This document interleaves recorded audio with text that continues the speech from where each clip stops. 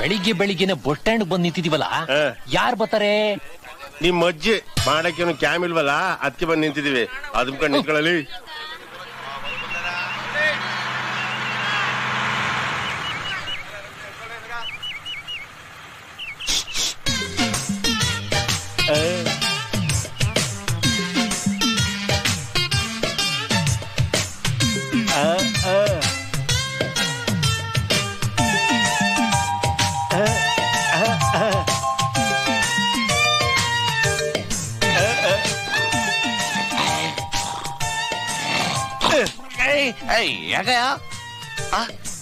ಏನ್ ಬಾಬಿದ, ಚೆನ್ನಾಗಿದ್ಯಾ?